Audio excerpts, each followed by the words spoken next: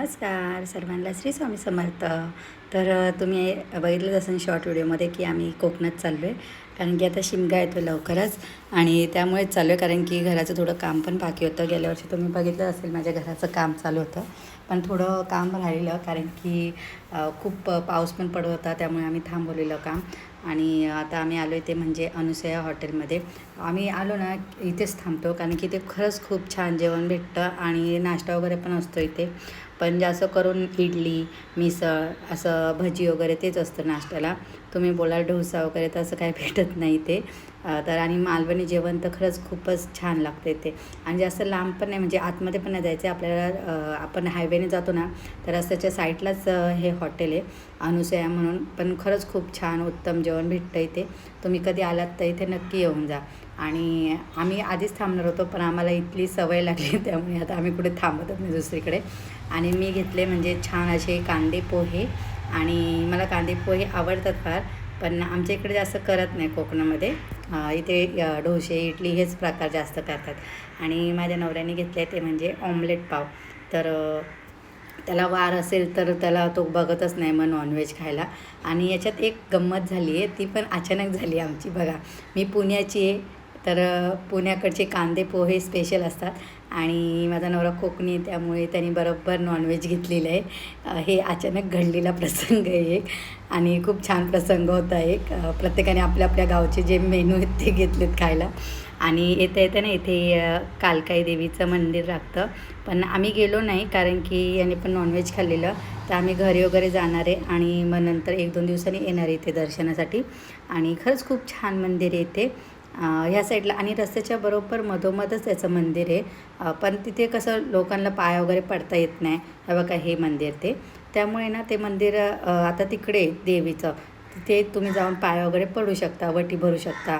हे बरोबर मध्येच आहे. हे बोलतात खूप जुनं मंदिर आहे, पण हे रस्त्याच्या मधोमध असल्यामुळे ते काढता आलं नाही आहे. ते तसंच ठेवलं आहे, पण किती सुंदर वाटतं बरं का बघा, बघायला पण. तर जाऊ द्या, आता आपण नंतर जाऊयाच 2-3 दिवसांनी, तेव्हा मी तुम्हाला पूर्ण दाखवेल व्हिडिओमध्ये ते मंदिर. आणि आता आम्ही खेडमध्ये प्रवेश केलेला आहे. प्रवेश केल्या केल्या दर्शन होतं ते म्हणजे सर्वप्रथम आपल्या छत्रपती शिवाजी महाराजांचं. आणि माझ्या माहेरी तर डायरेक्ट दर्शन होतं ते म्हणजे ज्यांचा जिथं जन्म झाला आहे त्या किल्ल्यावर, शिवनेरी किल्ला, त्याचं दर्शन होतं. खरंच खूप छान वाटतं जेव्हा आपण गावात प्रवेश करतो आणि महाराज आपल्याला समोर दिसतात. आणि आता मी घरी आली आहे, तुम्हाला दाखवलं नाही घराची हाल, कारण की वर्षभर मी आलीच नव्हती, त्यामुळे खूप धूळ वगैरे होती. मी बघा कपडे पण चेंज नाही केले, डायरेक्ट भांडी वगैरे बाहेर काढले सगळे धुण्यासाठी वगैरे. खूप घाण, खूप धूळ जमा होती. आणि गेल्या वर्षी पाऊस पण खूप होता ना, वादळ वगैरे, त्यामुळे जास्तच धूळ आलेली घरामध्ये. आणि सगळं बघा ते गाणे ना, श्याम गुलाबी, तसं झाले बघा. पूर्ण ऊन पण आहे आणि त्यात नीट व्हिडिओ पण नाही ते, असं गुलाबी गुलाबी दिसतंय. आणि बिचारा माझा नवरा बघा, तो पण लादे वगैरे पुसतोय, कारण की माझ्या एकटीला एवढं जमणार नाही पटापट करायला सगळं. आणि हा रूम पण मोठा आहे बघा, किती धूळ आहे तुम्ही बघू शकता. तर माझा नवरा जिथे उभा आहे ते आणि ही साईड बघा किती छान वाटते आता. म्हणजे अक्षरशः आहे ना, खूपच म्हणजे खूपच घाण जमा झालेली घरामध्ये.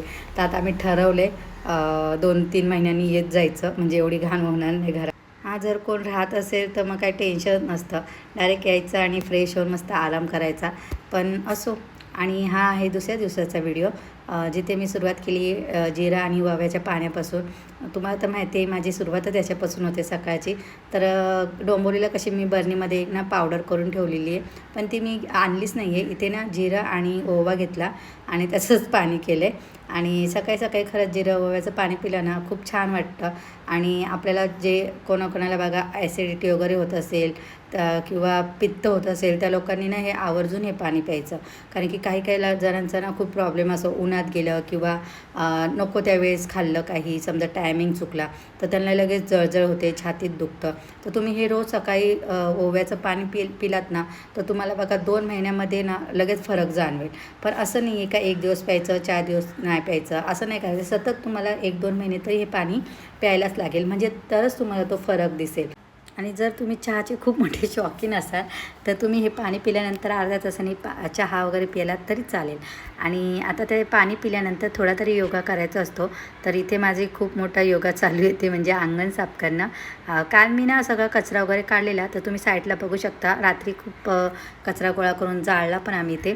पण आता परत थोडाफार पालापाचोळा इथे आलाच आहे, त्यामुळे बोललं सगळं साफ करून घेते. आणि ह्या ज्या दगडी बघताय ना तुम्ही, जांभा दगड, हा गेल्या वर्षी खूप पाऊस होता आणि आमच्या घरची पूजा होती, त्यामुळे माझे भावंड आलेली ना, त्यांनी इथं रामसेतू बांधलं आहे हा, जेणेकरून त्याच्यावरून डायरेक्ट घरात जायला. तर ह्या आता सगळ्या दगडी मी काढून घेणार आहेत.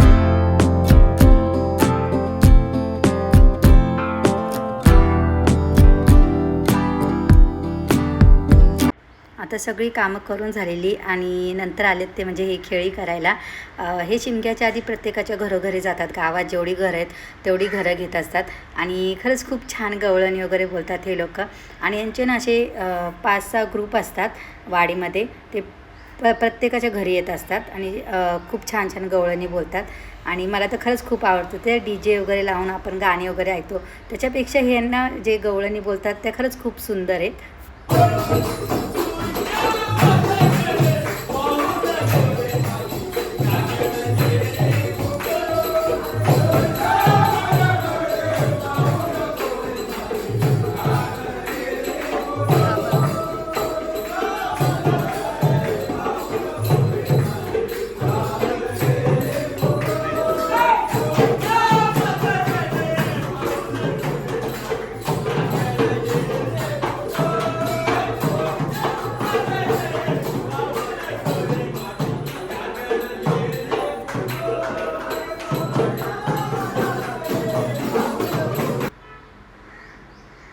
तर बघा किती सुंदर होती गवळण, खरंच खूप छान वाटलं.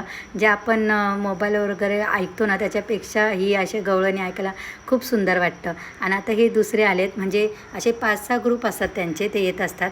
तर आपण त्यांना आहे ना दक्षिणा द्यायची असते, 50 रुपये, 100 रुपये, 20 रुपये तुमच्याकडे असेल तुम्ही देऊ शकता. आणि त्यात खरं म्हणजे हे मुलं बघा छोटी छोटी, आणि तो मुलगा बघा ज्यांनी साडी नेसली आहे, त्याचा किती छान शृंगार केला आहे, त्याला नऊवारी साडी नेसवली आहे, गळ्यात दागिने घातलेत आणि तो न लाजता बघा किती छान नाचतो आहे. त्यालाच खेळी बोलली जाते. आणि खरंच ह्या लोकांमुळेच, गावच्या लोकांमुळेच आहे ना आपले सणवार वगैरे ना सगळे अजूनपर्यंत जिवंत आहेत. आणि त्यांच्यामुळेच आपल्या पुढच्या पिढीला कळतं की बाबा आपल्या ह्या रूढी परंपरा आपण जपल्या पाहिजेत. आणि गावचे लोक आहे ना खरंच ह्या सगळ्या गोष्टी ना खूप मन लावून पार पाडत आहेत. ज्या जुन्या गोष्टी आपण विसरलो आहे ते लोक आपल्याला शिकवतात, त्यामुळे या सगळ्या गोष्टी आपण शिकलोच पाहिजे. तर खूप छान असा कार्यक्रम झाला. तुम्हा सर्वांना माझा हा व्हिडिओ कसा वाटला? जर खरंच तुम्हाला आवडला असेल तर माझ्या व्हिडिओला प्लीज लाईक करा, शेअर करा, सबस्क्राईब करा. पुन्हा भेटूया आपण पुढच्या व्हिडिओमध्ये. तोपर्यंत सर्वांना बाय बाय.